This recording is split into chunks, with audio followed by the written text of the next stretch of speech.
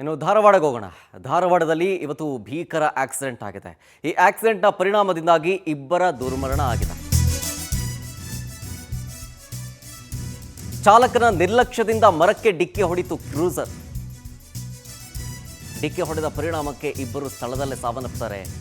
ಆ ಗಾಡಿಯಲ್ಲಿ 10 ಜನ ಪ್ರಯಾಣ ಬೆಳೆಸ್ತಾ ಇದ್ರು. ಆ 10 ಜನರಿಗೂ ಗಾಯ ಆಗಿದೆ.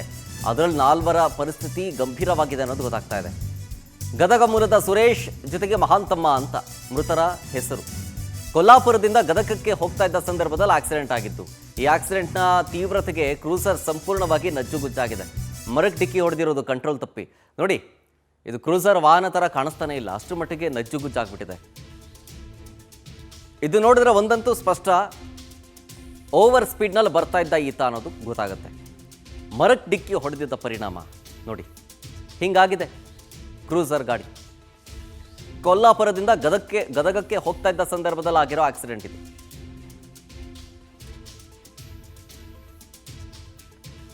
ಡೀಟೇಲ್ಸ್ ಕೊಡ್ತಾರೆ ಇದ್ರ ಬಗ್ಗೆ ನಮ್ಮ ಪ್ರತಿನಿಧಿ ಸಂತೋಷ್ ಫೋನ್ ಸಂಪರ್ಕದಲ್ಲಿ. ಸಂತೋಷ್, ಹೆಂಗಾಯ್ತು ಆಕ್ಸಿಡೆಂಟು, ಎಷ್ಟೊತ್ತಿಗಾಯ್ತು, ಜೊತೆಗೆ ಈಗ ಗಂಭೀರ ಸ್ಥಿತಿಯಲ್ಲಿರುವಂತಹ ರೋಗಿಗಳ ಪರಿಸ್ಥಿತಿ ಹೆಂಗಿದೆ?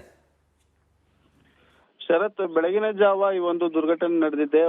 ಒಂದೇ ಕುಟುಂಬದವರು ಕೊಲ್ಲಾಪುರದ ಮಹಾಲಕ್ಷ್ಮಿ ದೇವಸ್ಥಾನಕ್ಕೆ ಹೋಗಿ ದರ್ಶನವನ್ನು ಪಡೆದು ತಮ್ಮೂರಿಗೆ ತೆರಳುತ್ತಿದ್ರು.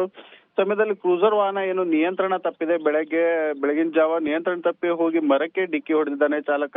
ಇವರೆಲ್ಲರೂ ಗದಗ ಪಟ್ಟಣದವರಾಗಿದ್ದಾರೆ. 95 ವರ್ಷದ ಮಹಾಂತಮ್ಮ ಒಬ್ರು ವೃದ್ಧರಾಗಿದ್ದಾರೆ, ಹಾಗೂ 52 ವರ್ಷದ ಸುರೇಶ್ ಅವರು ಸಾವಿಗೀಡಾಗಿದ್ದಾರೆ. ಒಂದೇ ಕುಟುಂಬದವರು ಈಗ ಇಬ್ರು ಸಾವನ್ನಪ್ಪಿದ್ದಾರೆ.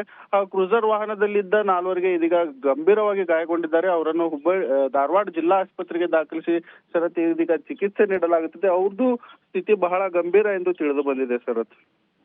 Okay, thank you Santosh ಡೀಟೇಲ್ಸ್ಗಾಗಿ.